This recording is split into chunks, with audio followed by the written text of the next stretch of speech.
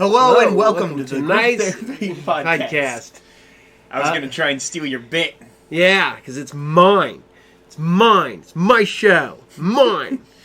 My show a long time ago. It's been around for, this has been around since the 90s. No, it's been around since early 2000s. Yeah. Yep. We this has existed in one way, shape, or form since the early 2000s. And if any of you out there actually still have, because we did when we were trying to do the group therapy TV show on public access here in Piqua, I made DVDs and handed them out to a lot of people. I know, I bet you none of you still have them. Those who did watch it said they really liked it, but that was our demo for what we did here in Piqua on TV. So if you actually have one of them, I don't have one anymore. Mine is long since gone. That computer that was all that software, all that was on, gave up the ghost a long time ago. Lost media. So, as always, Group Therapy Podcast is brought to you by Are You Game? The best comic book, video game, magic, role-playing, etc. toy store in all of Piqua, Ohio. I keep doing that, 45356. At 124 North Sunset Drive, Piqua, Ohio, 45356. Oh, I have to do this because we talked about lost media. We just talked about this. My friend Robbie dropped off 7 boxes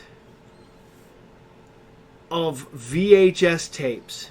Ooh. All recorded off of television. I just recently started going through them. There's a lot of stuff. It's about 10 years worth of television, but it's not going back that far. It goes to it looks like probably well, maybe not 10 years, about 7 years. So it goes because I found some episodes of like Frasier and stuff like that, and Desperate Housewives and Lost and a bunch of stuff like that, all on these tapes so far. Lost is now retro TV. And the thing is, though, and this also has all the commercials. This is recorded directly from TV, and it's funny because they were trying to record, and it looks like over the air on some of the stuff because they were trying to record UPN. For those of you who don't know, UPN merged with the WB network, and that's why we got the CW network. UPN was the United Paramount Network, and that's where that's where Star Trek went at one point. I have. It's where you learned to. You grew up watching Saturday morning cartoons. Some of them. No, not on UPN. You were watching the monster movies on UPN. I think. No, that was way later. UPN didn't come around until I was an adult. USA Network was where I watched all the monster movies. My brain got mixed up. So, but. No, there's episodes of Voyager recorded off of television. It's staticky. It's ghosting and stuff like that. For those who don't know, back in the day, you used to have to take your dial, and you would have to, when you were going over the air, you know how your signal either comes in or it doesn't. With digital, you had to move antennas and adjust your dial and try to tune it in to get the best quality channel you could get. And some of these channels you couldn't get for nothing. They were all blurry or they were all ghosty or staticky or whatever. But yeah, so I've got 7 boxes of about. I probably have about 700 VHS tapes to go through. That's a whole lot. I'm probably gonna start. I think the computer that we do all the editing and stuff on here, that will probably become my computer because it's the family computer right now. My computer, and then I'm going to hook up a VCR to it, and I'm going to do some stuff over here so I can start transferring it all over. And at least if I can take all that, I can take all the goofy ass commercials, the late 90s, early 2000s commercials. So. But that's one project we got going. And I have to say, give a shout out to Kenny and Mick and Adam, our Patreons. I know we only have a whopping 3. Which is funny because technically, if you go through our thing, we only have one, but that's Adam. But the other two actually come to my shop and give me money for the show. Kenny just dropped off a big chunk of money, which we're going to go buy a new freaking camera because this camera I bought is garbage. It does a decent picture and it works okay when you can get it to work. The problem is that it'll be running and then it'll stop with no warning, and that's why we have so many technical difficulties. Yeah, like last time. But I want to. Yeah. You're lucky. Table's cut off. That would have been mighty embarrassing. Shit happens. But all right. I hope everybody had a good New Year. I literally spent the night just watching TV, and we went out to. Me and your mom went to go get food. And the wait at Texas Roadhouse for our food was almost 2 hours. Brutal. They're like ordering your food, and it says like on the thing, it says, "Oh, it's like a 37-minute wait." Then it's a 48. You know, it starts going, and it starts getting longer and longer and longer on how long, when you can get your food. And then they still fucked up our food. I didn't get my food, and we had to go back and get our drinks. And then I didn't notice that we were missing food till we got back. And then I was like, oh, fuck it. I'm not going all the way back here. So we didn't go back and get my... I didn't go get my what's funny is I ordered French fries with cheese and bacon. They put the cheese and bacon in the bag, but didn't put the French fries. So I have these little cups of cheese and bacon. So you know what I did? I threw them in mashed potatoes and had cheesy bacon and mashed potatoes. That's how you do it. Yeah. Hey. Adapt. Overcome. Yeah, when life gives you lemons, freeze them some bitches into it in life. Because realistically, you need more than lemons to make lemonade. Mm-hmm. Yeah. So. When life gives you lemons, you shave them into... you take lemon shavings and you make a really good food out of it. No, well, yeah, you put... lemon zest. Yeah. You lemon zest. The lemon zest, orange zest, lime zest. Put it in your food. It's good. Okay. I want to talk about something. This is a little late because this was Christmas. And it actually was on Joe Bob Saves Christmas. But I have to point this out to people. The movie Deadly Games. It's a foreign film. But this movie right here is the basis. They actually went to sue because it was Home Alone was so close to this. It's about a little rich kid who lives in his house full of toys and stuff like that with his grandpa, and for some reason this homeless guy decides he wants to be Father Christmas and starts hunting the little kid down, and you don't know why the crazy Santa Claus is hunting the little kid down. There's a scene where he's laughing and spray painting his hair white because he's actually got a big bushy black beard and black hair. It's uber creepy because you kind of think that the guy might be the creeper, but well, he is a creeper. He's obviously a creeper because he's trying to get the little kid, and little kid's setting up booby traps and shit, just like what it ended up being. It's like Home Alone but weirder. Yeah, but because it's like from Norway. Like, what rating is it? Oh, it's rated R. So it's, if you've ever thought, man, Kevin should have just like planted some buckshot. It is definitely, because I'm sitting there trying to read this, and I don't know, because if you were at home, you can read that sumbitch.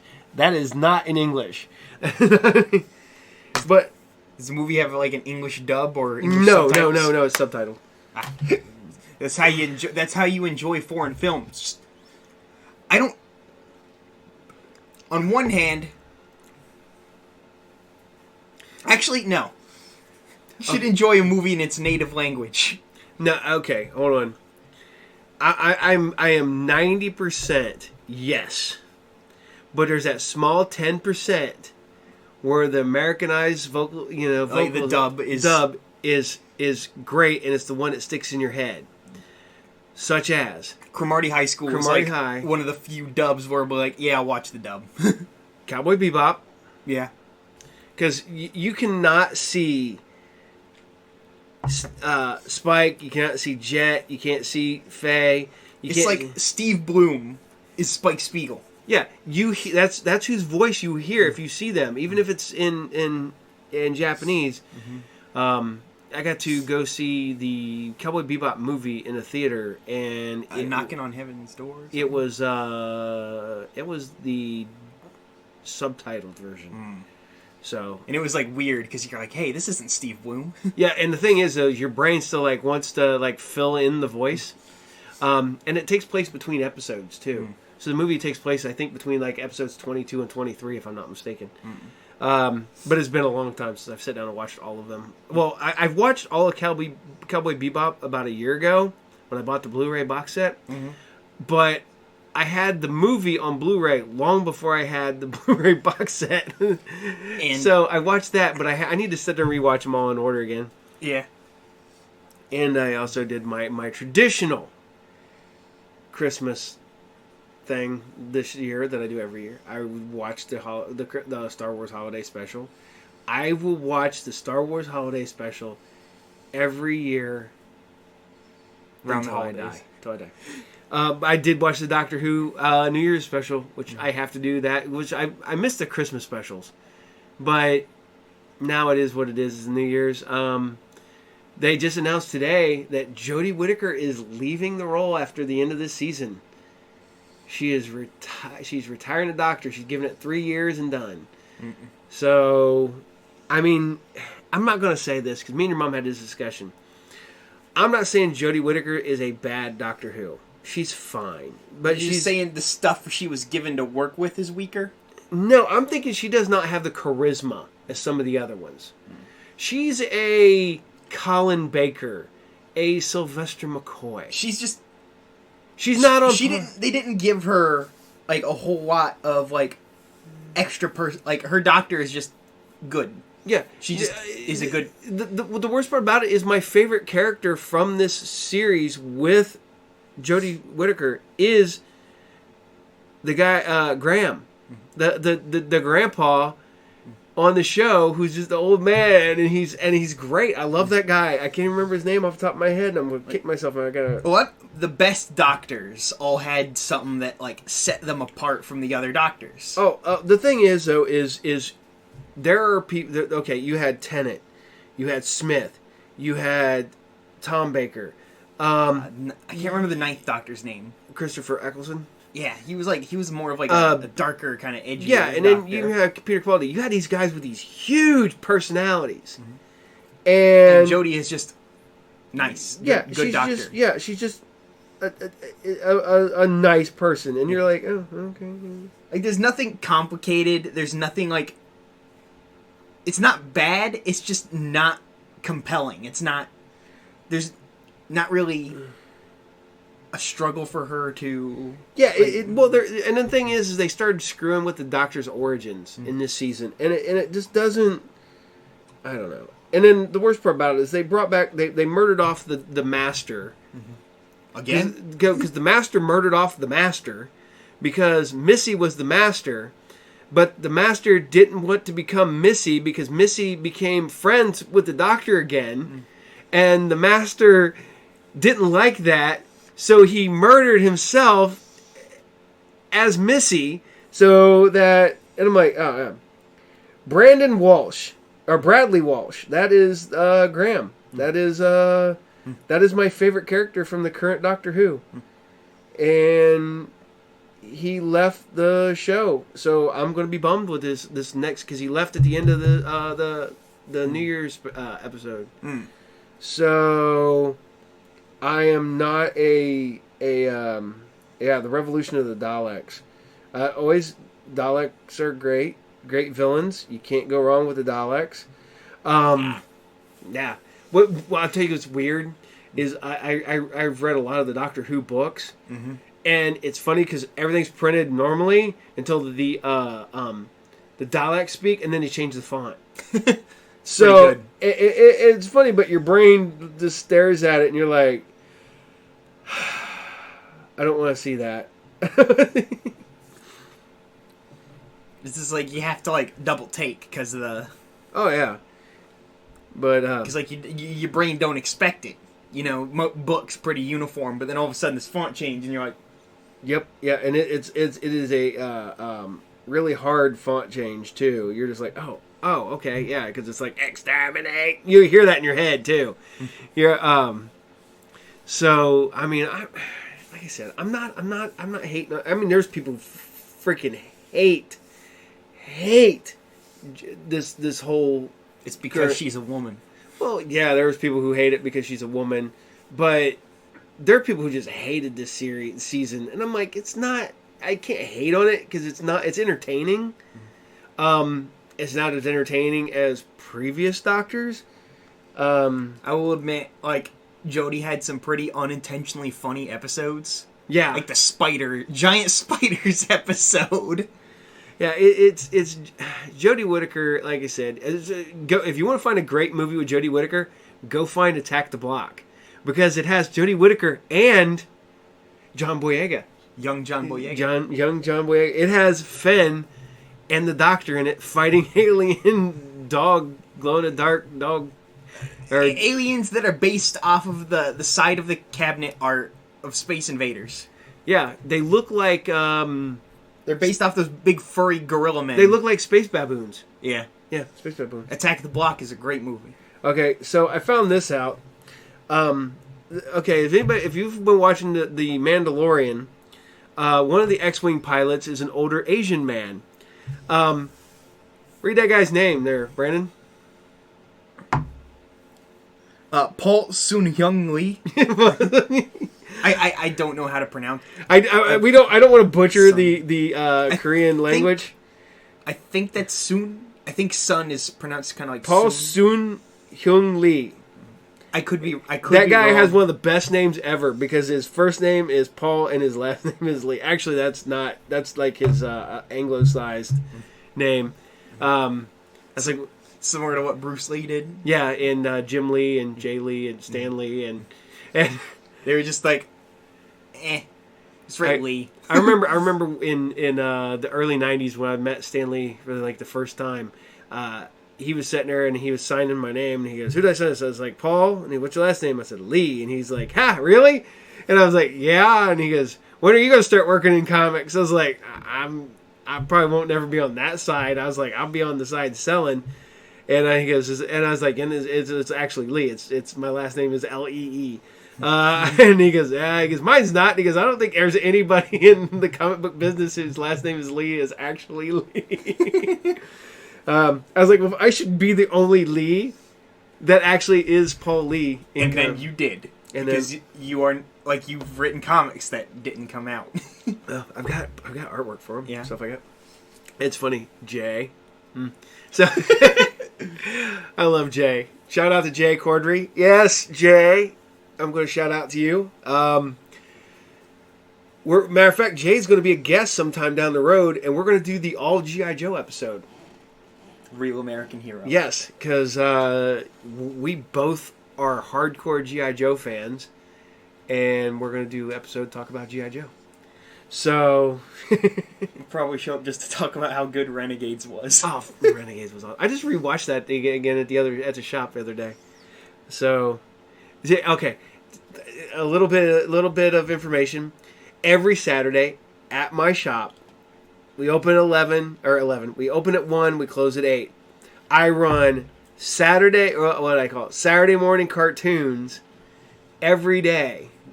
From open till close. People would just be sitting there watching them. Oh, people will get into it. Like this week I was watching Mighty Orbots. Mm-hmm. And what was the other one I was watching? I'm drawing a blank. That's horrible. Young Justice. Young Justice is also really good. And then I just watched some random cartoons. And then at the end of the day, like if I only have like a half hour or something like that, I turn music on, so we listen to music at the end of the day, because if not, then if you're watching cartoons, people tend to mill about, and we want to keep the flow going so people don't just stand there and watch cartoons with you. So, but no, it's like I mean I've watched everything from, because I have literally I hoard Saturday morning cartoons, so I have I have paper boxes, like the big reams of paper. Mm-hmm. I have those full of DVDs and Blu-rays for Saturday morning cartoons.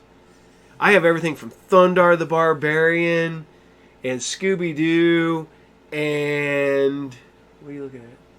Something, a dot up there. Like even Scooby-Doo. Like I got Scooby-Doo. I have Space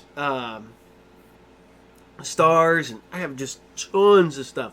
And every Saturday, boom, Saturday morning cartoons. Mm-hmm. I even do some like I got Transformers. Mm-hmm. I have all the seasons of the original Transformers Gen 1. Mm-hmm. That's including the 3 seasons from Japan that we didn't get in here in America. So was that Master Force, Victory, and Headmasters? Hooray! Lots of great taste! And a whole lot more. Lots of wild taste! More! What's the super taste? Kool-Aid!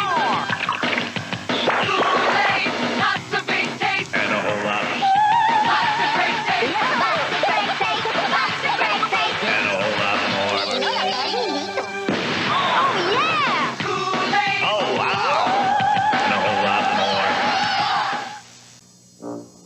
Hello, Bumbo. I'm looking for David. Have you seen him? No. Okay, Bumbo. I take it David doesn't like his cereals. That's the thing? Yeah. Okay. Is there anything that David wants for breakfast in particular? Is it Kellogg's Corn Flakes, Bumbo? Those are Daddy's Corn Flakes. Okay. Help yourself. Are you happy now? Yeah. Kellogg's Corn Flakes is part of this nutritious breakfast. Okay, what's the story now, Bumbo? David wants more because Bumbo ate the first bowl, right? Okay, you got it. And welcome back. Whoa, what? What now? Man, I tell you what's kind of cool and what's not kind of cool is, like I said, we went. Your brothers went to go see Wonder Woman. Mm-hmm. I was at home playing video games. Yeah, and your mom was sitting here watching Wonder Woman while we were there. And we went to the theaters. We actually got our asses out, went to the theaters, went and seen it because I like seeing movies on the big screen. You guys were about the only people there. No, it was actually pretty. But the way they had everything separated out, everybody was spaced out. It's funny because now all these people are like, especially Mick. I'm just going to be a shout out to Mick. Mick's sitting there going, "Well, I have HBO." I was like, "Well, you have HBO Max then." And then I get a message, "Oh, I got HBO Max the entire time." So he sat there and watched Wonder Woman. People were wondering because I've been reading. Everybody's just giving this movie shit, and no, it's not as good as the first Wonder Woman. The first Wonder Woman is probably the best DC movie since like Batman. Since the Nolan trilogy. Yeah. Mm-hmm. Out of the current DC movies, I want to say Wonder Woman is probably the best. Wonder Woman 84, this is going to go back, I probably said this again, you can tell there was reshoots, you can tell all this stuff, but was the movie a good movie? Was it a fun, bad movie? Yeah, it's a fun, bad movie. I wouldn't even say it's bad. It's a fun movie. It's yet again when we get to that. It's what I like to refer to as the Fast and the Furious popcorn movies. It's a popcorn movie. I enjoyed it. It was what it was. I mean, I like Gal Gadot in it. I like Chris Pine in it. I mean, Kristen Wiig was good in it. Everybody was good in it. It's just the movie itself. The movie itself was awkward, but it was what it was. So you know what? I don't care. I like good bad movies. I don't like bad good movies. Whatever. I would much rather go see Wonder Woman again than go see Avatar. Yeah, I don't like Avatar. I mean, this is going to be blasphemy for a lot of you, but the only reason that Avatar was any good was because it looked cool because it was in 3D. It's the world's highest grossing movie that everyone immediately forgot. Yeah. Do you remember anything about Avatar other than unobtainium? You don't. Don't lie to yourself. I will tell you one thing I remember about it. The toys. The toys were really cool for one thing and one thing only. They were in scale with G.I. Joe. Yes, they were. I You could have. have Duke pilot those cool mechs. That's what I got. I actually think Duke is in one of the mechs in my toy collection. The weird helicopter thing. I think I got Wild Bill. In one of the- Well, that don't count because that's not actually in the movie. That's the marketing. That's the toys. But the toys appeared in the movie. So, That's fair. it had Sigourney Weaver in it. Sigourney Weaver's just good in anything. Sigourney Weaver's always good. She made Aliens 3 bearable. Kind of. Eh. You know what? You go back and okay. I went. Aliens 3 is also like a funny bad movie, I think. Well, Aliens 3 is weird because I have the box set with both versions in it, and I would love to see us actually ever get the David Fincher cut. I guess the one cut is as close as we'll ever get, but it's literally David Fincher is like, "Yep, fuck it, nope, I ain't doing it, nope." To be fair, I wouldn't want to touch Joss Whedon's weird alien fan fiction either. Well, it's like finding out that Michael Biehn made more money for them to use his likeness in Aliens 3 than he made to be in Aliens. Okay, but here's the thing about Aliens oh my god, that movie had potential. I don't think it should have been the follow-up to Aliens. And I don't think they should have killed off Newt and Hicks. If that would have been a movie where the three of them crashed on the planet, because that would have gave even creepier vibe. Because it's a prison planet. You have what was Newt, 11, 12 years old? Well, it's because the actress had grown up and they didn't want to recast her. So Yeah. they were like, fuck it. Kill the little girl. Well, she hadn't grown that much. It wasn't that big of a jump, but you could still had her been like, oh, she aged in hypersleep or something like that. Do something. But you could have had it been creepy because you could have had all them prisoners trying to get to her like they were trying to get to Ripley at one point. You could have had that whole thing on top of So what you're saying is we could have had aliens killing pedophiles on Yes! screen. Yes! Yes! Nothing like in watching dead pedophiles. Oh my god! Well, it's like somebody posted was the meme where it has the guy slapping the top of the car and it goes, "Oh, this gets so many blah blah," and it has him slapping the top of a chipper shredder, and it goes, "This thing eats so many pedophiles." I'm like, remember, you feed them through feet first so they can feel it all the way through. So I'm going to go back in time and convince Frank Sinatra to go through with it. I fucking punch fucking. Yeah. That's what's great. Frank Sinatra. All it would take was Mia Farrow going, "Yeah, Frank," but she decided she'd take the high road, and that's why. That's why we still have Woody Allen. That's why we still have Woody Allen. So, I don't know. I've never. I don't think I've. Even before I knew all this stuff about Woody Allen, I don't think I ever liked a Woody Allen movie in my life. And I know there's people like, oh, that's whatever.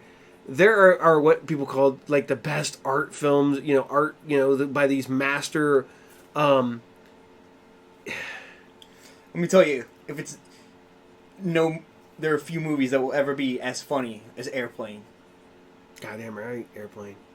Woody Allen, haven't even heard of him. Airplane, just watch Airplane instead. You could watch Airplane and Caddyshack. And watch Blazing Saddles. Watch any Yo. Mel Brooks film. Holy crap. It wasn't up until relatively recently that I found out that Warner Brothers, in spite of Mel Brooks, when Blazing Saddles came out, they had basically there was these loopholes in the contract and stuff. So if there was actively a TV series in production, the wording was way off on this, that Warner Brothers can keep the rights and can do basically make sequels and do this stuff. Well, Mel Brooks went in, made the movie. He was like, this is how it ends, blah, blah, blah, whatever. It doesn't really need anything. Warner Brothers continued to make a Black Bart, which was what Blazing Saddles started out with, TV series with Louis Gossett Jr. For years. For it never to see the light of day, only to maintain the rights. There's one episode, which is the pilot episode, which appears on the box set of Blazing Saddles. But I guess they did like 6 episode seasons, and for 3 seasons, there's like 18 episodes of this out there somewhere. So what you're saying is, if you have this series somehow, if you have like it on like an old roll of film, or if I you would have like love to see, because VHSs. I've seen the pilot. It is bad. Oh no! And the worst part about it is Louis Gossett Jr. is a good actor. I mean, he was. It's just that it was very, very clearly just made for the sake of being made. Yes, it was very clearly made to maintain the rights. It's not good. That's like one thing. Like, there's an abomination that is the Clerks live action TV pilot with Jim no. Brewer. Oh no! It is horrid. It's almost as bad as the live action American Red Dwarf pilot. Oh no! Red Dwarf is as British as you get. Because it's... I love What a Red guy. Dwarf. I love Red Dwarf. Red Dwarf... Red Dwarf is one of the funniest. It's one of the few good things the Brits have made. Well, no, the British have made a lot of good... I mean, we got James Bond, we got Doctor Who, we got the Avengers. Can you name anything else? Faulty Towers, Monty Python. All right, fine. I can keep going. Blake 7. But there's a... It's funny because you know why. It's like you sitting down here, me and Joe are watching the side by side comparison of the American IT Crowd pilot and the actual first episode of the IT Crowd. And I felt bad for I'm gonna butcher his name. The guy who plays Moss, Richard Anawati or something. Something. Yeah, I can never Richard pronounce- something. I'm sorry, but yeah, he plays Moss on there. He came to America to play the same character, and he's like, "Yeah, I should never have done that." This is horrible. It's bad. It is so bad. And the first part about it's got Joel McHale. Joel McHale, like all 6'6" jacked Joel McHale, playing the Chris O'Dowdry character from freaking, and I'm like, you don't have the casting was way off, and They were just like, we need funny man in funny show. yeah, I like Joel McHale. Oh man, I'm not okay. Hold on a second. Speaking of Joel McHale, your mom and I watched the Fox New Year's Eve celebration, which had Joel McHale, Ken Jeong, and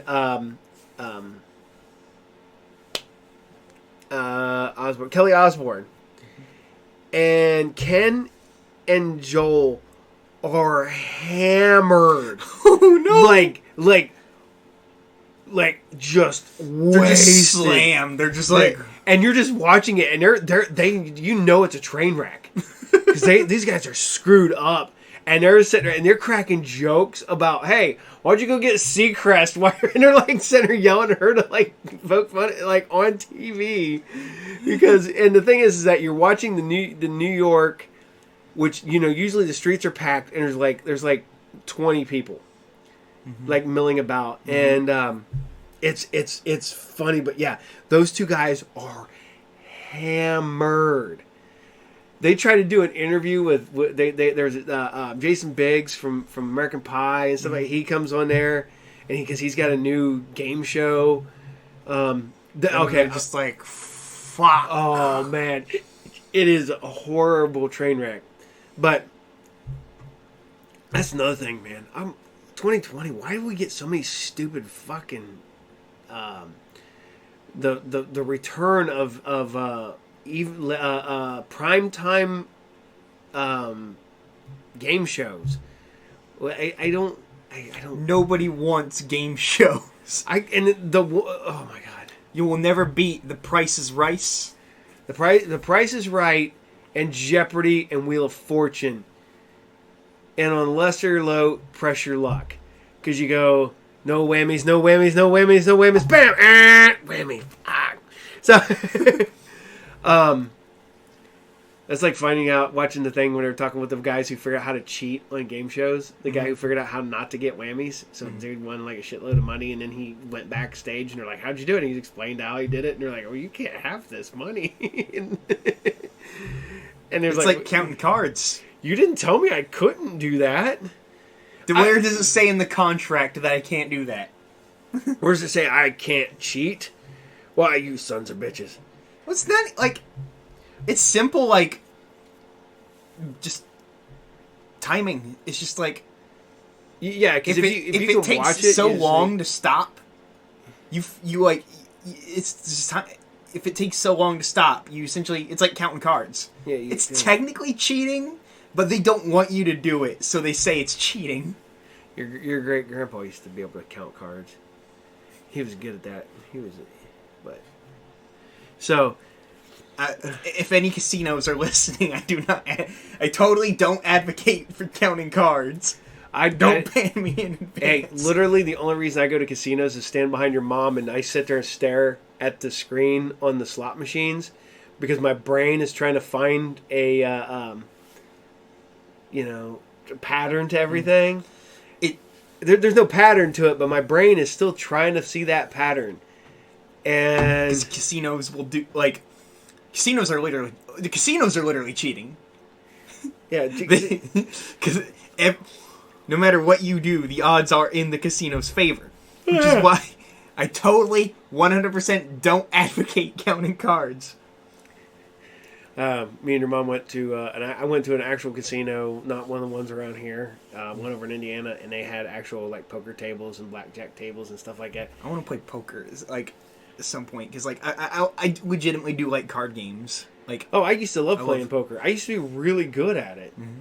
I used to take people's money all the time. and then mom would get mad at you and make you give it back. Yeah, I got in trouble for that in high school, too. I I don't claim to be good at poker, but I just like it. It's fun. I was good at it because I can just... If there's like a poker minigame in a video game, I will play that minigame. And I will play the shit out of it. That's always fun. Mm-hmm. All right. I do have to do an announcement. I just seen just a few minutes ago. Tanya Roberts died.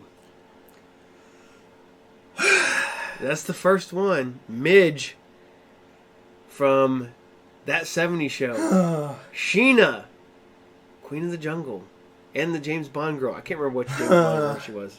Died, and it sucks. Goddamn.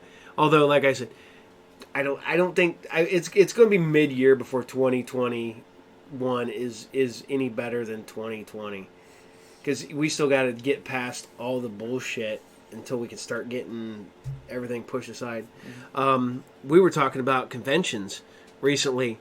I think there might be some small comic book shows and maybe some small toy shows, but the big ones, I don't think we're going to get them till next year. That makes sense. There's some that are already scheduled for late year. But even then... Yeah, there's like concerts. I'm looking at some of these concerts that they're rescheduling. They're rescheduling for August, September, October. And I'm like, yeah, I doubt it happens. I want it to happen. Believe me, I want to go see. I mean, we were supposed to go see, in this moment, Alice Cooper, Clutch. Not a big In This Moment fan. Faith No More. But I want to see Clutch and I want to see Faith No More. We were supposed to go see Faith No More. We were supposed to see... I'm a big Mike Patton fan. Not just his Faith No More stuff, but also his voice acting career. Yeah. Yeah, we were supposed to go see a lot of bands this year. And then, but that's what's that's the world we live in for right now. I don't think we're going to get any big concerts. Like I joked about, when all this COVID stuff is over, I'm keeping social distancing. I like social distancing. Stay away from me, people. Mick was making fun of you doing that. He was sitting there going, I think that's the best thing Brandon's ever said. Stay away from me. Don't stand so close to me. I'll just turn around, look at people, go social distance, and then I'll go back to doing what I'm doing because people like ride up on your ass while you're walking through stores, or especially when I'm at the shop and I'm trying to do something.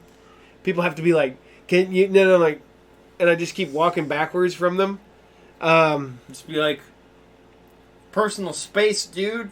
I don't understand why personal space. That was always the personal space bubble. That's great because that's supposed to be 3 feet anyways. So my personal space bubble is 3 feet. Your personal space bubble is 3 feet. That's 6 feet. That's perfect. Mm-hmm. So Stay the fuck out of my personal space. Oh man, Don't want you motherfuckers breathing I on used me. to have a boss that would sit there and he would walk up and he'd start talking to you and he would keep getting closer and closer and I'd start backing up. And literally one time I backed up, stepped up on a skid, continued to back up across the skid, and he's still walking towards the skid and he steps on the skid. I'm like, you knew. I'm like, what the hell, man? I was like, It's a lot of bosses. oh, Like, it's probably like either an intimidation thing or a superiority thing. well, the ones This is like, well, I'm the boss. I can do. we had one boss that Got would get, muscle. that would get all he'd have to like grab you, and I almost punched him one day because I worked in a printing company, and Bone can attest to this. So this shout out to Bone. You're sticking stacks of paper 6 inches thick into a clamp that comes down and will put 2 tons of pressure on a stack of paper while this giant blade slices through the paper. A blade will go through and cut 6 inches of paper in one cut. This big blade is razor sharp. It's 50 pounds, and but yeah. So you're sitting there, and I'm running this, and he comes up and he grabs my shoulders, Like, both. Like, just. like yeah. He goes, hi, and I running this machine. I turn around, I knock his hands off because I don't know who it is, and I'm like, you don't fucking do that. And I drew back on him, and then I realized it was my boss. Don't fuck. You're gonna throw hands. There's just, you don't do that shit. That is that would. I mean, I've pinched my fingers because you're sitting there, you're trying to line up paper, and sometimes you got to take off a 16th or a 32nd, and that's how sharp that blade is. It'll slice through and take a 32nd of an inch off of a sheet of paper. Well, you're sitting there trying to get that in there, and I hit the thing, and the clamp came down and pinched the ends of my fingers and my thumb. And it hurt, made blood blisters and shit down there.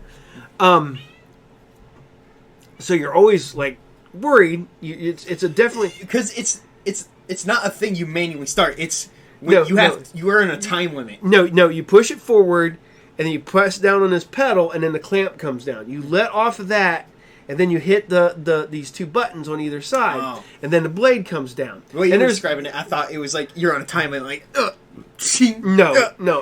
And then there's lights, sensors, and shit like that. But it's still a dangerous thing. dangerous piece of machinery.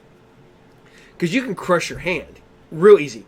That is, that thing comes down, and it comes down hard and fast. And like, boom, and it pushes down, so none of the paper will move. Mm-hmm. And then that blade can cut through.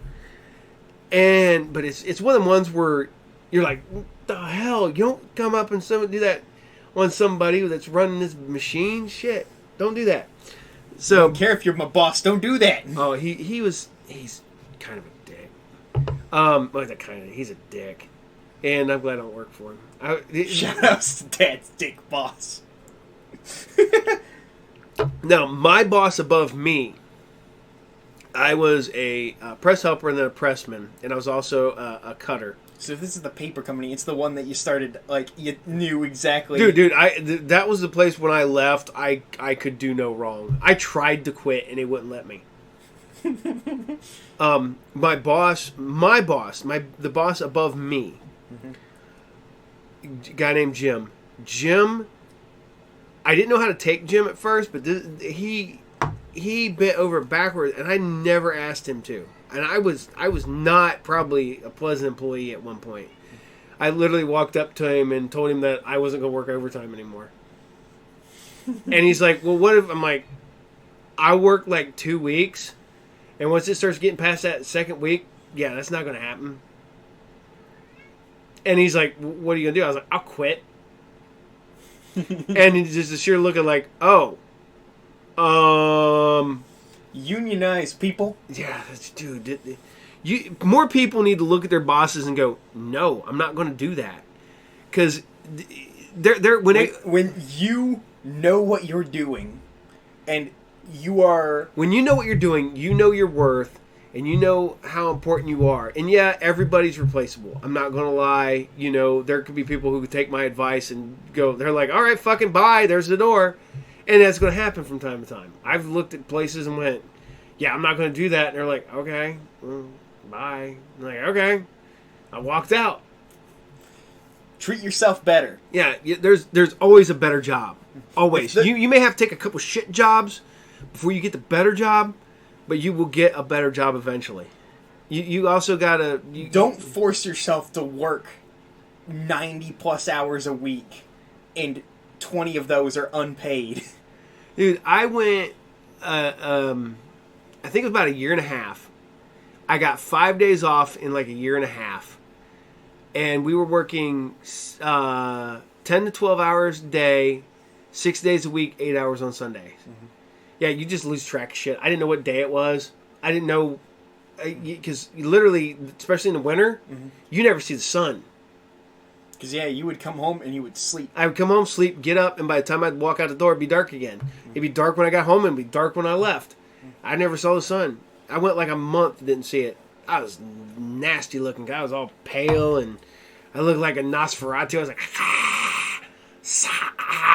you know. I remember the first day, me and Mark did a comic book show, and it was the first Sunday I'd had off, and I don't know how long. And I was like, because I was working third shift, so literally I got off in the morning, went home, took a shower, packed my shit up, did the show, and then went home. And then went home and went to sleep, and then got back up and went to work. No, I didn't go to work that night because it was a Sunday. So I got off because my Sunday, Saturday morning, but I was like, whatever. You were like, I looked like freaking, like I never. You were like a zombie. Oh, it was horrible. Looked like Gollum. Oh, it's don't let work destroy you either. Yeah, you shouldn't live to work. You should, or you shouldn't work to live, and you shouldn't live to work. I mean, if you like your job, I get that, but there's also don't torture yourself. Yeah, don't torture yourself with your job. It's I've had jobs I despised, working with people I despised, and I kept the job because I thought I had to. And Mom was like, no, you don't. And then, no, I actually got fired from it. I'm not going to lie. I got fired from that job, and literally it was the best thing ever happened to me. It's funny because... That was the Protomold? Wait, I shouldn't say that out loud. That's... yeah. But literally, it's funny because I make more now, being my own boss, in... Should just said that company that did the plastic. Yeah. I make more money now in 1 week than I used to make in a month at my old job. What you should do is you should just like go when I say that, you should just like censor bleep it. And it's like beep. I can do that with the program too. But oh yeah, the best thing ever happened to me was getting let go of. And sometimes that's what it takes. Is you can be in a job that you fucking hate, you don't think you can get out of it, and you get out of it, and then you're like, ah. As much as my job, when I went to work up in Sydney, as much as that job drove me nuts some days, when I worked at the printing company, I liked the most of it. That's because you could just do whatever. Well, the hell no, you want. I was running the press, not necessarily working in binding. Bindery sucked and letter shop sucked. Print shop was pretty good. Yeah. I got everything figured out. If you figured out how to do everything in like smooth, you were good, and it was like a chill job 90% of the time. You would like listen to music and Oh, dude, I had a podcasts stereo. You know, most people bring in a boombox, which I had my boombox. Don't get me wrong, because I didn't want to drag my stereo around with me all the time. I had 3 presses that I worked on, sometimes 4. 2 of them were mine. And so I always kept my stereo locked up in my locker, my little boombox. My boombox was like this long. And I would lock it in my locker, but my main press, I had my desk, and I had a stereo. I had a... Again, You just had a stereo. And I had a plugged legit... it in. I had a legit 2 tape deck, Chunk work. I had a record player, had big speakers, and I used to take my phone hook into it, so I'd run my jack to the aux, and I would listen to Pandora and You listen to radio. You listen to a lot of that one radio show. dude. I listen to a shit ton of Coast to Coast AM. That's what I was gonna say. The one crazy conspiracy theory show. George Norrie. Oh man, no. The one that was on before that was the super conspiracy theory. That's Ground Zero. Oh, That's the conspiracy theory guy. And I used to listen to them, and the worst part, I still listen to them occasionally. I don't listen to them as much. I listen to the best of Coast to Coast AM. That's literally how I got into an argument with a couple of really uber religious people I worked with. Because I if you haven't listened to this, I am an atheist. And if you found religion and you go to church, if religion's made you a better person, good. I'm all for you finding something that makes you a better person. But this woman, religion to make you a worse person. Yeah, this one was not a good person, and she's sitting there, and it was talking about they were talking about trying to clone DNA from the Shroud of Turin, and I was like, well, it's not really. It's not real. It's not the burial cloth for Jesus. But I was like, if you're gonna clone a fictional character from a book, why don't you clone Harry Potter? He's like, he almost died for our sins twice. No, but like I said, if you find religion and you got religion, and I don't care what religion, if it makes you a better person, good on you. Good on you. I think if you find anything that makes you a better person, good on you. Mm-hmm. Ironically enough, what made me a better person was my kids. Mm-hmm. That's right. I love my kids. My wife made me a better person. My wife and kids made me a better person. So I guess they're my religion. I do live and die for you guys. Yeah. So family love. We are a family show. We are a motherfucking family show on here. Oh, shit. Oh, okay. I know what I was going to tell you.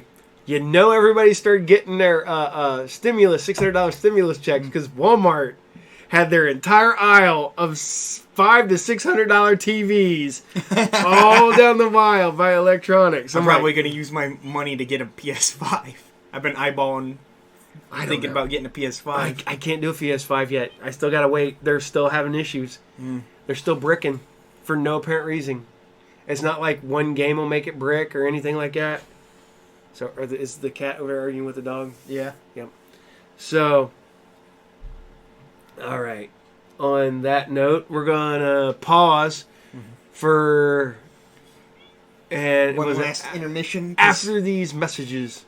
We'll return right after these messages.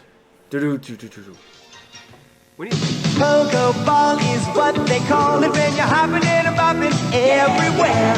Pogo ball is what they call it when you're rocking and rolling in the air. So get on a pogo and get off the wall. A pogo is the thing to do. Pogo is my favorite way to have a ball. And pogo ball's the thing for you. Yeah. Pogo ball is what they call it. Pogo ball is what they call it. My favorite way to have a ball. Listen, guys, the afternoon stretch on 33's Fun Shine Festival is just fantastic. First, do you need any ghosts taken care of? If you do, the Ghostbusters are on the job at 3:30. Then Flash Gordon and buddies are here at 4. They're on guard in Defenders of the Earth. With an arsenal to go, these guys are all over the place. At 4:30, go with the Centurions. Come on, the afternoons are a blast on the Funshine Festival. And remember, 33 loves kids. You're looking at Cobra's new high-speed attacker, the Cobra Stun. Look, it's a G.I. Joe recon sled. After him. The Cobra Stun holds 11 Cobra soldiers. Cobra! And during battle with the Joes, the front end of the stun can separate to take them on. It's really dangerous, Cobra Stun. Really dangerous to G.I. Joe. G.I. Joe. American hero. Live the adventure of G.I. Joe. Cobra Stun comes with... And we are back. You know what? I think I'm about putting PSAs at the ends of our episodes, like episodes of G.I. Joe and He-Man and stuff like that. Except for putting the bad ones. See, I was going to do these years ago, and I was going to do the Cobra public service announcements, and I was going to come out dressed up like a dreadnought, like Ripper or something like that, and have these kids come up and like there's this like good looking girl, and they're like talking to her, and they're like, whoa kids, remember the best looking hookers is always cops. And now you know, Cobra! It's like, Knowing's half the battle. Cobra! Yeah. And we were going to do stupid shit like that. I actually scripted, I don't know, like a half a dozen of them at one time. Oh, shut up, dog. Oh, because she's getting excited. She heard us over here making noises. No, Abby down. So, but yeah, we were going to do the PSAs. Well, we can still put PSAs in there. We can put like the old school, like, timer where you can do the... Oh, Abby, don't be messing with that. So we're all... She hit the camera. We're all slightly cattywampus now, as you would say. We're topsy-turvy and cattywampus. All right. So, I can actually do this now. All right. DC Comics. Before we begin... Oh. Goodbye, okay. 2020. Okay. Look at this. This is Iron Man 2020 from the far-flung year of 2020. From Matt, and we're gonna knock him over because we're gonna no more 2020. No more 2020. Get rid of Iron Man 2020 there. Okay, so I can get my DC Comics a full week in advance because perks of owning your own store. Mm-hmm. So, all right, I'm going to talk about right now. No, this is Dark Knight's Death Metals. Number 7, the final issue of that. It's the Jehoka Batman. It's the Bat Who Laughs. I'm not gonna lie, I really like this. The first series, the first Death Metal series, or Dark Knight's Metal series, I was disappointed in it. This one took a little time, but it started off kind of, but it grew stronger as time went on. When they started adding like the Robin King and some of the new villains, I really started liking it. And this one it ties up and ends such everything. This does lead directly into Future State. Which Future State will drop technically this Wednesday. Check out your local comic book stores on... Would you believe that DC doesn't sponsor us? Yeah, DC doesn't sponsor us. The only thing is that I'm literally going to show you the DC comics that I personally buy. I buy Death Metal. I got the new Future State Wonder Woman.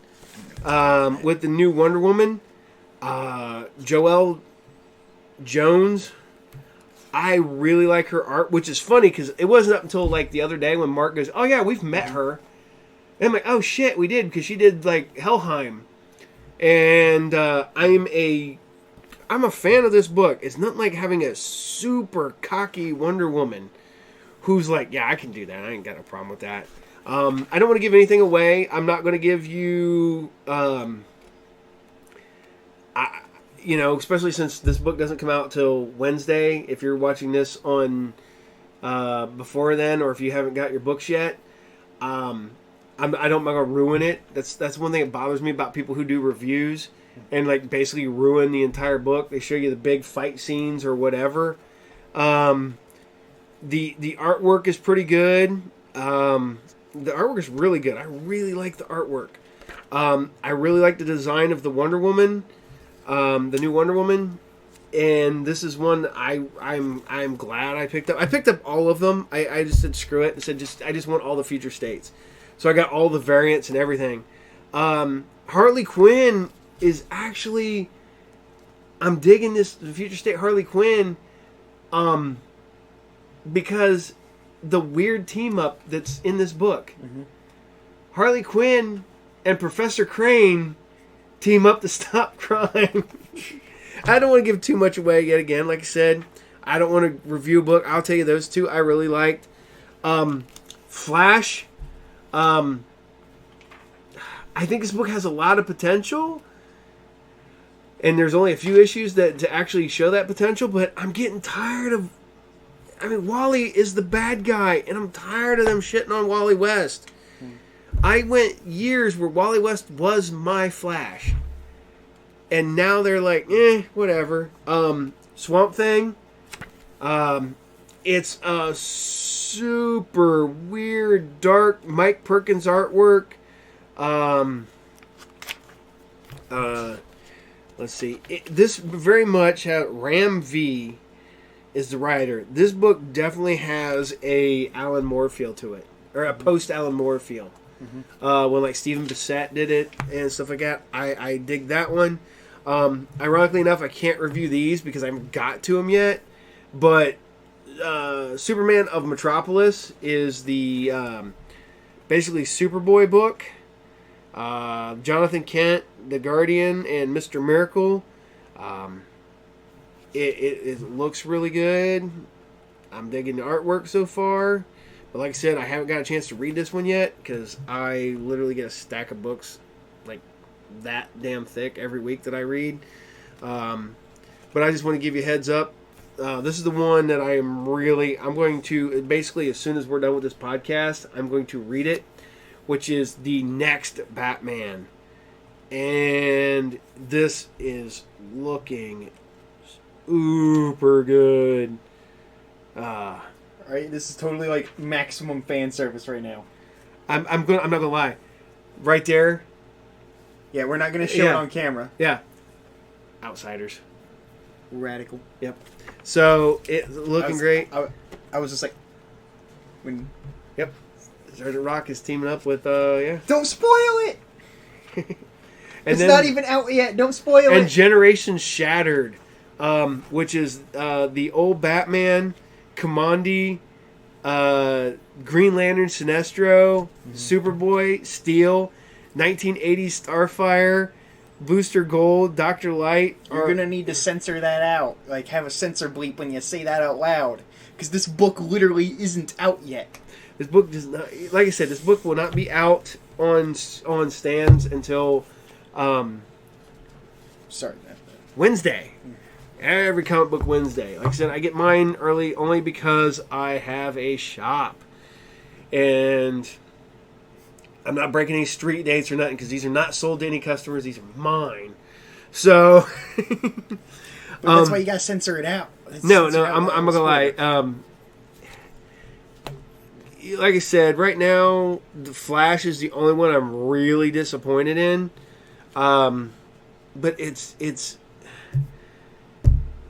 I think it could be better, but I just have... I hate the way DC likes to shit on Wally West.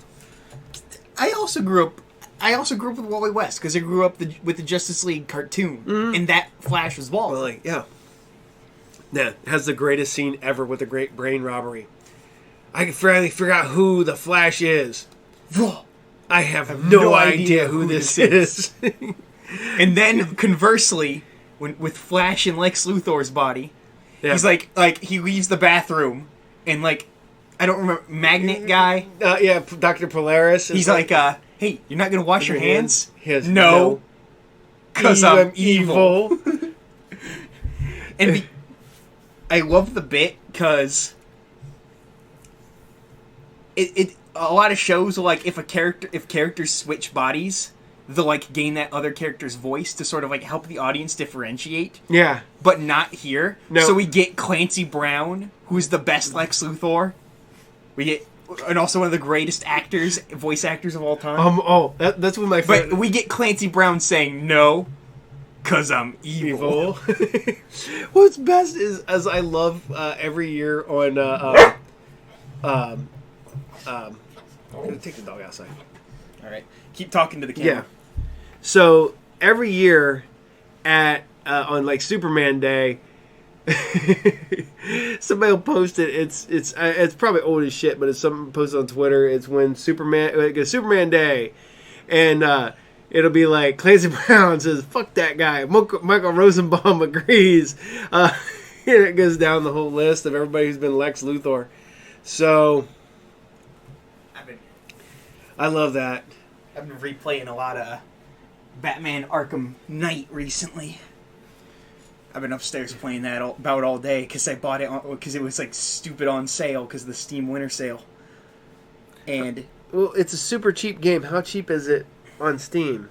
Literally $5. I think it's cheaper if you bought a physical copy of it. I already own a physical copy, but Vincent has put that physical copy through hell.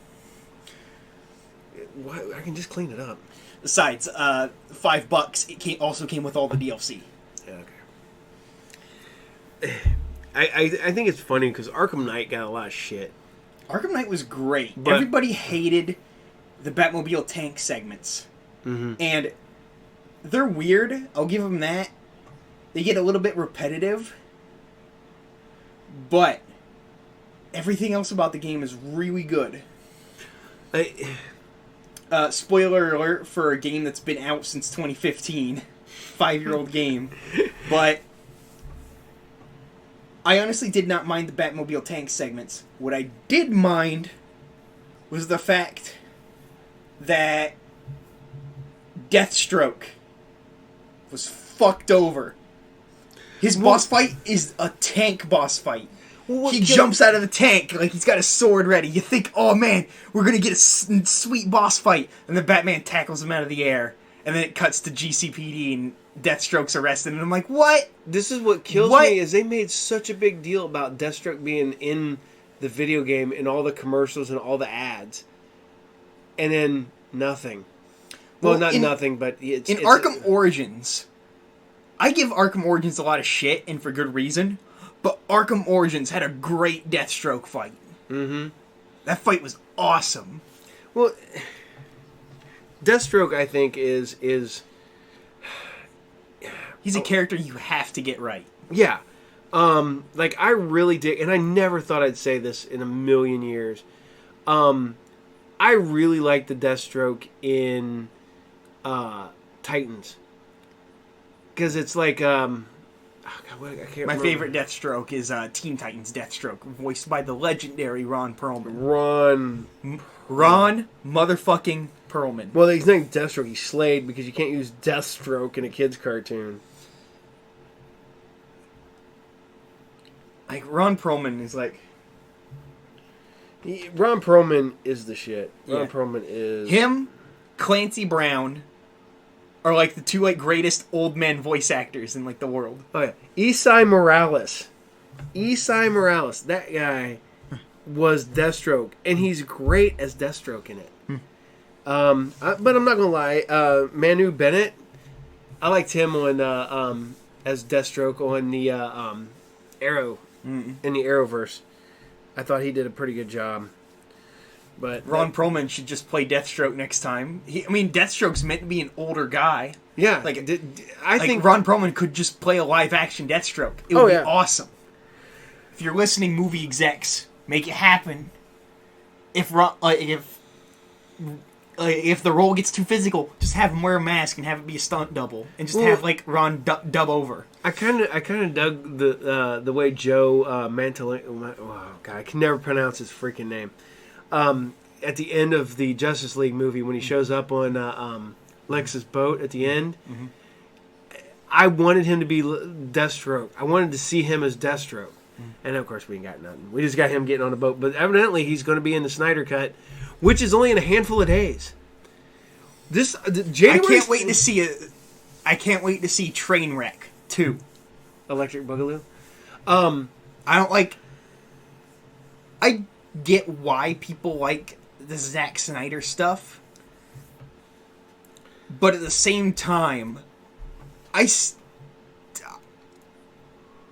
Batman v Superman, like, it's just a bad. Well, my problem with Batman v Superman is,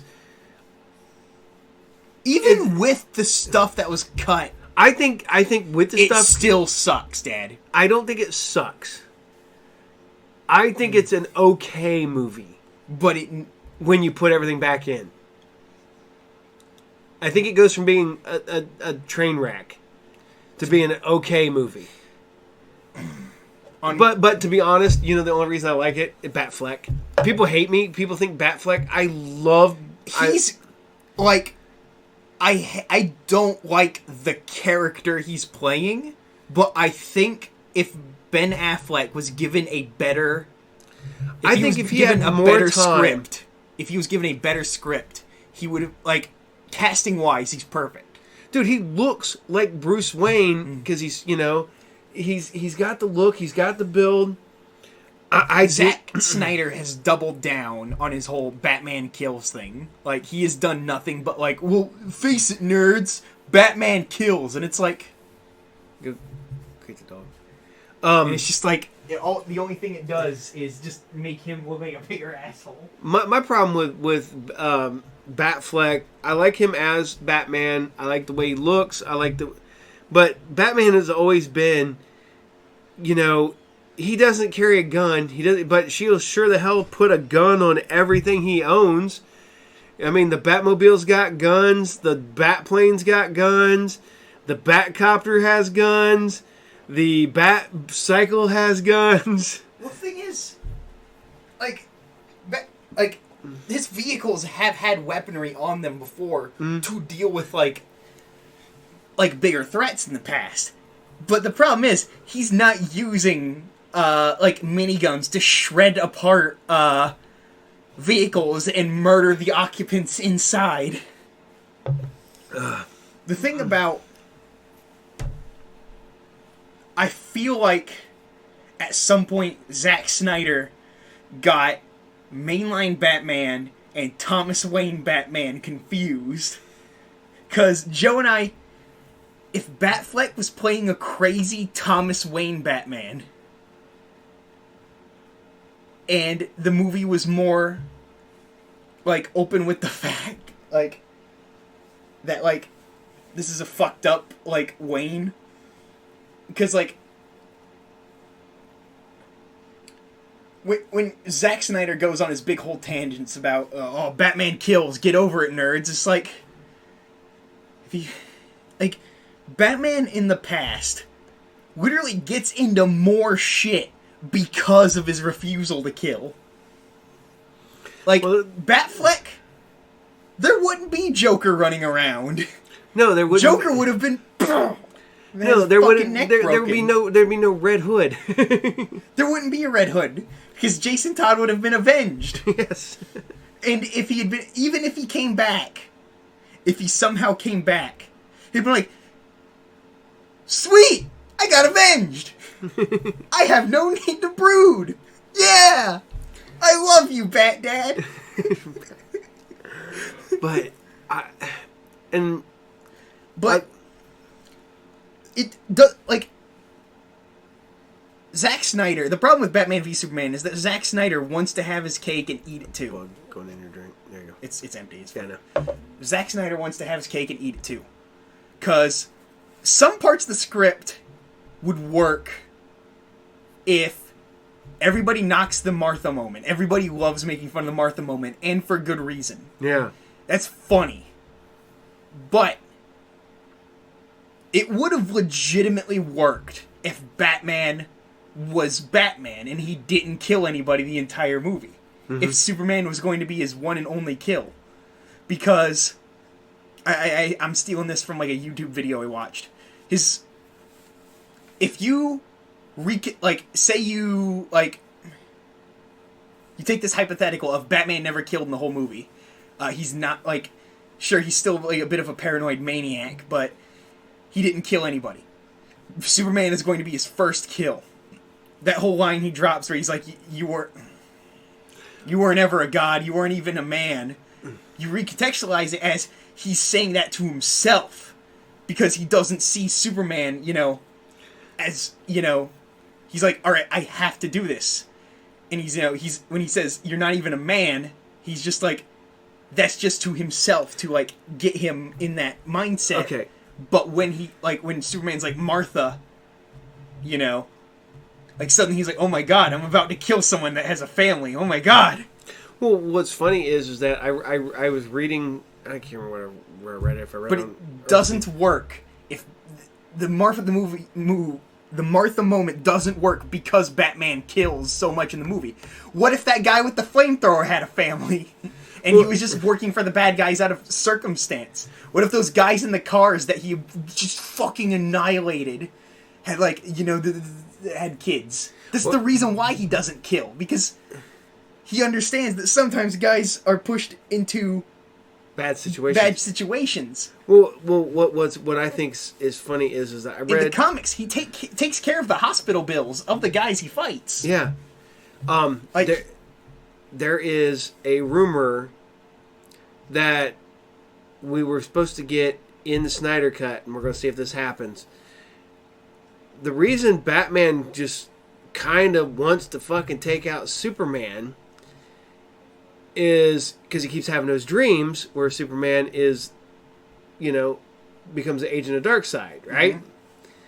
Mm-hmm. Is him being fed that subconsciously from Apocalypse to basically make him fight Superman so that the shit never comes about. Mm-hmm.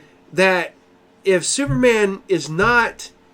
It's either going to take out Superman or it's going to take out Batman. You cannot have both players on the field at the same time. Mm-hmm. Because that will tilt the tables towards the Justice League winning instead of Darkseid and his minions winning. Mm-hmm. So what he does is he plots this that either Superman's going to kill Batman or Batman's going to kill Superman. And if one or both of them's not on the field, then they're going to win. Mm-hmm. You see what I'm saying? Mm-hmm. I don't know if that's where they're going to go with the Snyder Cut, but I was like, that makes sense because why would fucking Superman start having these dreams? Batman. Batman having these dreams of creatures that are real in the DC universe. He shouldn't know them. Yeah, he shouldn't be seeing the parademons. He shouldn't be seeing the big Omega symbols. He shouldn't be seeing all this stuff yet because it hasn't come there yet. So what it is he's being fed this through like Glorious Godfrey or Desaad or through the Mother Box itself.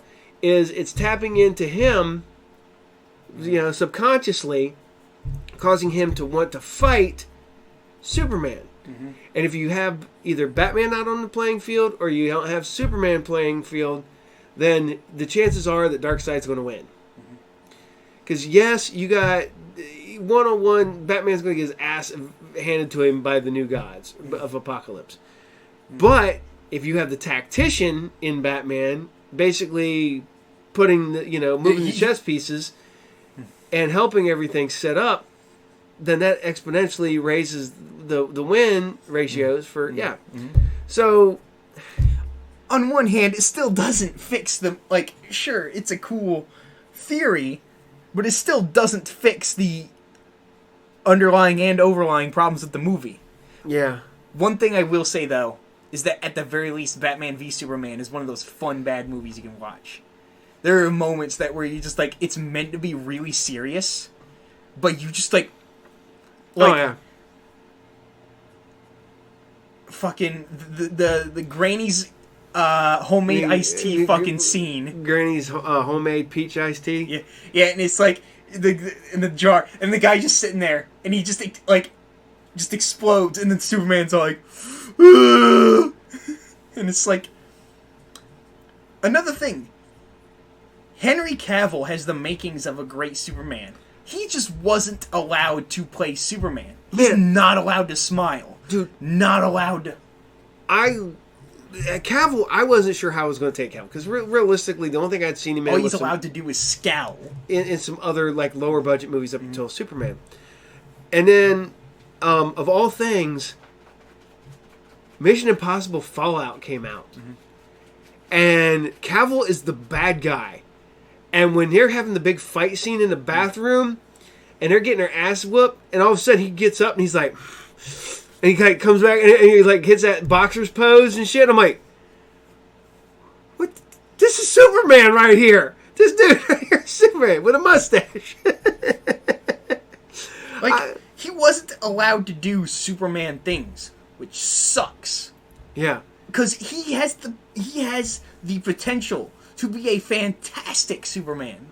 He's got the look. I think honestly, he's got a lot of charisma. I think, yeah, definitely. I think right now he just signed a three picture deal as Superman with Warner Brothers. I think that we might get the Cavill Superman that we needed, not the one we got, the one we needed. I'm just be honest, like you're allowed to like Zack Snyder films. I think he's just so far up his own ass, dude. I love 300. I love the Watchmen movie. And, you know... I just think he's just so far up his own ass. Like, he thinks... Well, the problem is Zack Snyder shouldn't be doing DC movies. He should be doing Marvel movies.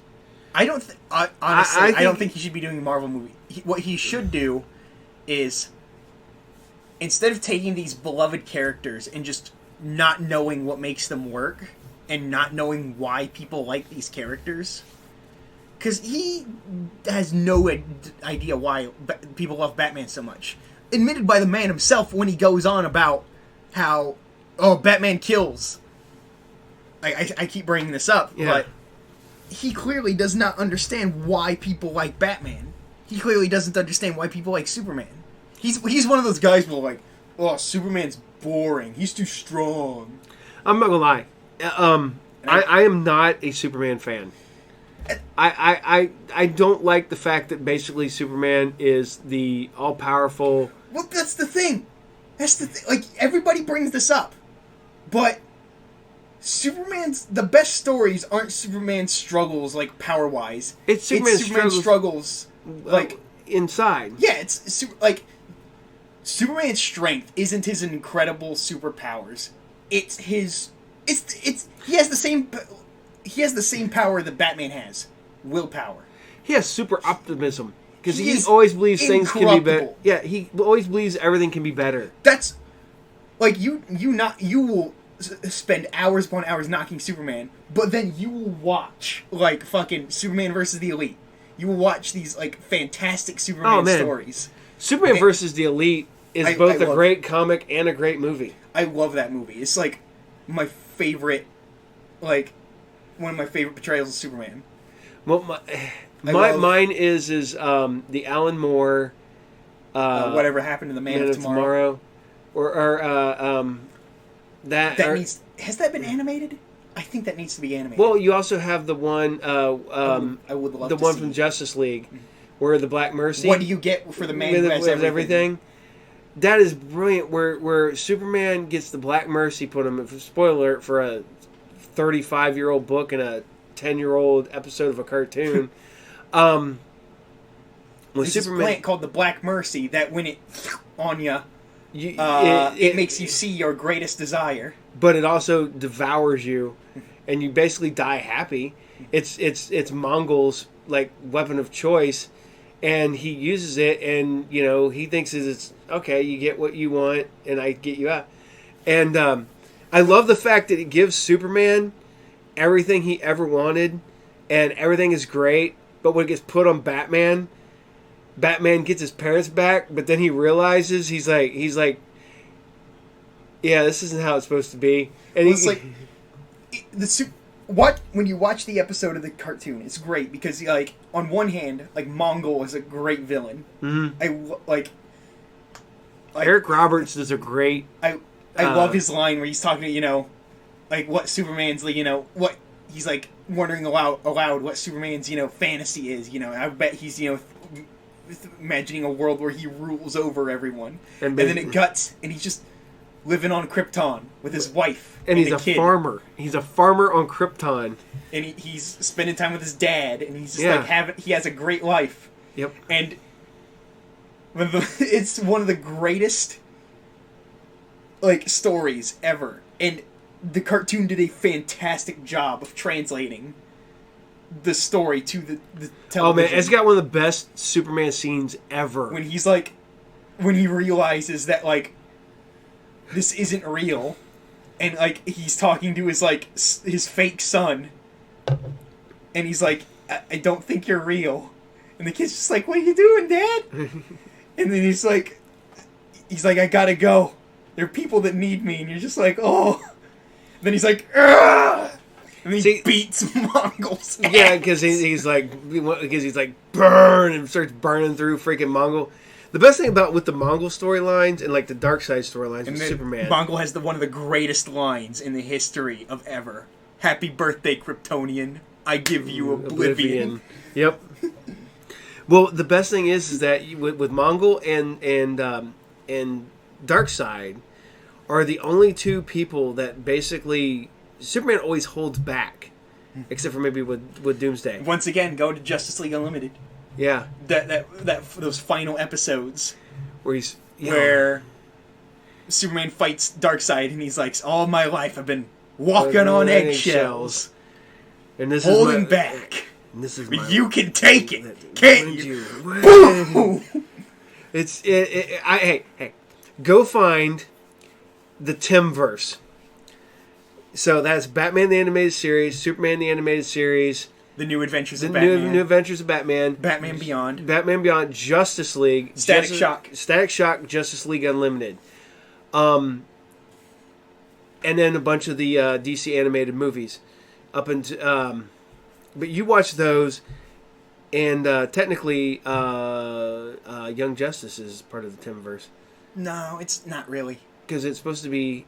It's not. But it's its own. But no, go back and watch those shows. Especially if anything, watch the Justice League. Because they actually take a lot of the storylines that have existed over the years. They do their own really cool original stuff. Yeah. They do. They do adaptations of stories. And the fact that they touch on characters who are obscure. You get episodes with Huntress and the Question. That is my favorite portrayal of the Question. Yeah, on a double date with Black Canary and... I love the Question. Yeah, and Jeffrey Combs is the Question. And he's fantastic. They got these, for this fucking kids show... Huge cast. The fact that they got one of the best ones was the episode with Booster Gold. Oh my god! Who saves the world and no one knows it. I love that episode. It's the greatest the greatest story never told. Or yeah. Oh, that's one of my favorite episodes. Yeah, go find the Justice League. Yeah, actually, I was gonna say then there was the episode. Oh, another one of my favorite episodes where it's the Justice League D team. It's got what's his face, the cowboy guy. It's got Stargirl. Yeah, Vigilante, Stargirl. My favorite. And they're fighting like a Hulk level guy. And he keeps demanding Superman, but even though they're getting their asses beat, they just keep fighting. The fact that they do Shining Knight, Vigilante, I'm like, holy crap. But no, one of my favorite ones is basically when they do DC's version, because it has Rob Zombie as the voice of Cthulhu. Yeah. But it's basically DC's version of the Defenders. Because it's Hawkgirl, Aquaman, Solomon Grundy, but yeah, because it dives into Dr. Fate. Because instead of Doctor Strange, they have Dr. Fate. Instead of the Hulk, they have Solomon Grundy. Instead of Nighthawk, they have Hawkgirl. Instead of Namor, they have Aquaman. What I was gonna say is it dives into the because Cthulhu is what the Thanagarians worship. Yep. They worship old gods. The old ones. They basically worship Cthulhu. There's another fucking great episode is because it's the because the Thanagarian invasion is the finale of the original Justice League series. Before it becomes Justice League Unlimited. Then it becomes Unlimited, and Hawk Girl is gone for like good chunk of the. Yeah. But then she comes back because she betrayed. And when she comes back, it's the episode when Grundy is like possessed by like a demonic force, and like the man who was Grundy is just gone. Yep. And Hawk Girl has to kill him. Yep. And They don't show it, but she's got the mace, and Grundy's just like, she's like, it's me, Birdface, and then he's just gone. Yep. So she's just like, ugh. God, this is another. I always great love episode. the love triangle between Jon Stewart, Hawk Girl, and Vixen. That's Caught between. that's some fun stuff right there. And don't forget the when they like the Shadow Thief and like Hawkman shit, all that crazy shit. They're But- literally the thing is I don't think It had Black, like Green Lantern from day one. Yep. We had, in the mid 2000s, like. You'd be surprised at how much racism was going on back then. Well, we just didn't talk about it. The funny part about But it is they do we had bring Jon Stewart, who's like, he's the Green Lantern I grew up with. Everybody talks about Hal. Everybody talks, and I like Kyle. Hal. Everybody likes Kyle, but I'm a guy Jon Gardner fan. Stewart is the guy I grew up with, and I love Jon Stewart. Yep.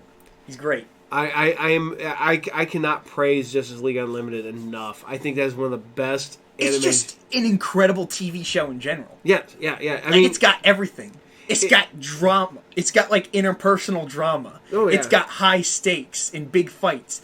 It's got conspiracy shit. It's got like the whole Cadmus shit is just like super interesting. It's just like, well, they even used characters that they got introduced relatively recent, like when they added Roulette in. With the Fight Club for the superhero Fight Club.